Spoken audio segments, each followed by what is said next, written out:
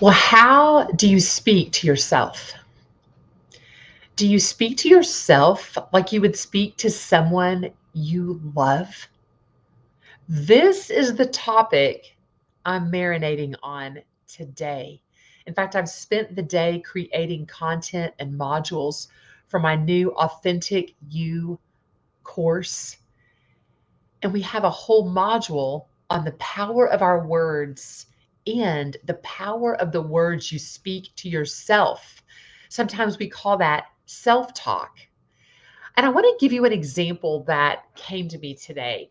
Okay. Let's say your elementary school child comes home from school and she is devastated. It is evident something has happened at school. She's crying, she's sobbing. It's all coming out. You grab her, you hold her, you hug her close, and you just let her cry. And you might say something like, "What happened today, darling? Are you hurt?" Then you wait. As she starts to calm down, she begins to tell you about an incident that happened on the playground today at recess. Some of the popular girls didn't like what she was wearing that day. So they teased her and made fun of her and humiliated her in front of her peers.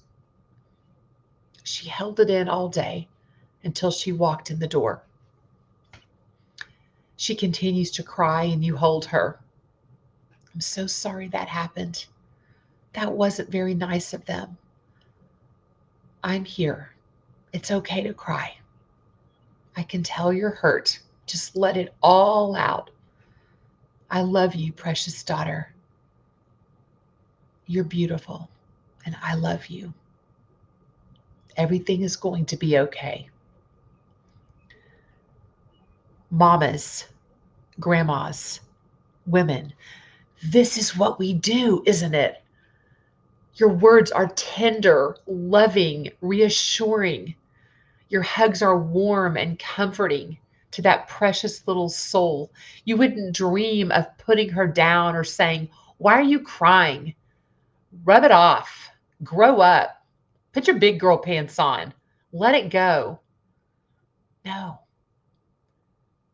you would nurture and love that little soul and just let her cry it out in the safety of her mama's arms.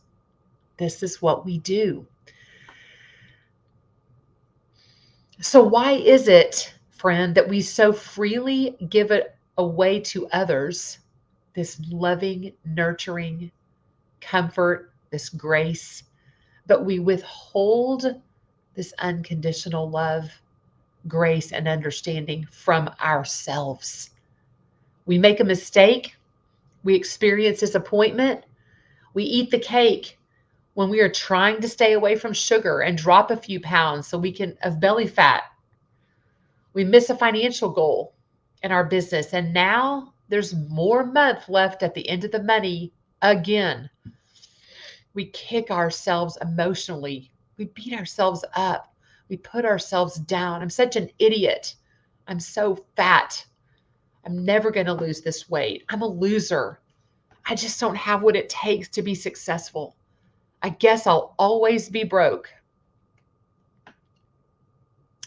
How do you speak to yourself, my friend? Oh, we don't necessarily put ourselves down in public or out loud, at least not most of the time.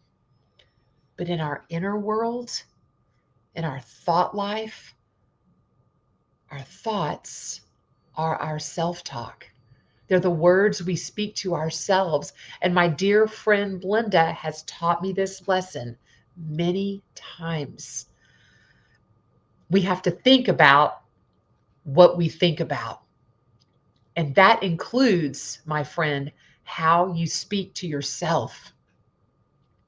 You see, it's those quiet, limiting, ruminating, self sabotaging thoughts that roll over and over and over in your mind that keep you stuck in a place of fear, unworthiness, anger, disappointment, we must think about what we think about. So, how do you talk to yourself in the quiet moments of your inner world? What is your inner belief about yourself and your abilities, your potential, your gifts, strengths, goals, dreams, and prayers? Are you quick to give yourself love, grace, and forgiveness? Or do you beat yourself up emotionally over and over again? Friend, what does this have to do with achieving your goals, your desires, for being the woman that God created you to be? Well, it has everything to do with that. Because inside of ourselves, our inner world creates our outer world. Right? So if we have a deep belief that we are unworthy of success or unworthy of love and respect, then we're going to keep attracting disrespect or financial hardships. Whatever we believe about ourselves, this is the power of the mind. My sister teaches us a lot about this inside of our Authentic You program for women that we're launching this summer. And we help women identify what are those limiting beliefs? What are the beliefs that kind of keep ruminating over and over again under the surface that keep pulling you back from being all that God created you to be, from achieving your goals and your dreams, from creating the life you desire, from living in your divine purpose. Let me tell you something, friend. God doesn't talk down about you. He doesn't put you down. He doesn't call you names. And I believe it saddens him when we do that to ourselves. We're taking a beautiful creation and we're putting it down and keeping it hidden, keeping it stuck, keeping it in a smallness. So, friend, just a reminder to think about what we think about. And I'm going to give you a quick, simple exercise to do in your morning prayer time or journal time. I call this soul time. Soul time is a concept that I teach inside my retreats and coaching programs for women. And it's a time that you take for you, and preferably first thing in the morning. And it's a time that you think about what you're thinking about. And as you begin to identify thoughts that are not serving you, that are not in alignment with who you are or who God created you to be, I want you to jot those down. I invite you to write those down. And then I invite you to shift, tweak that belief, that thought about yourself, and create an empowered thought about yourself.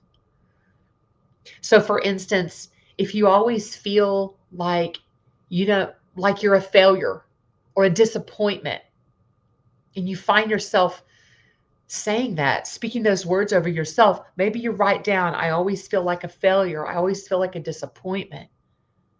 And then maybe on the other side of the page, you change the wording a little bit and say, I try and sometimes I fall, but I get back up.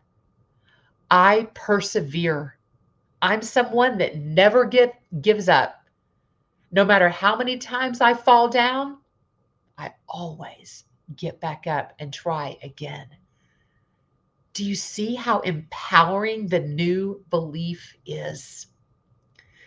Friends, speak to yourself like you would speak to someone you love. This is part of loving yourself well, honoring who you are at your core, and uncovering the most authentic version of yourself. Hey, Kristen and I have opened up a few more spots inside of our Authentic You program this summer. We are having a blast. And if you're curious to know more, would you drop curious or private message me? Lisa, I want to visit with you. I'd like to know a little bit more. I need to uncover and release some limiting beliefs, some stuff that I say to myself, some negative self talk, and I can tell it's holding me back from becoming all I was created to be. I'd love to visit with you more and see how we can best serve and support you in your journey to be all you were created to be. Have a great evening. Talk to you soon.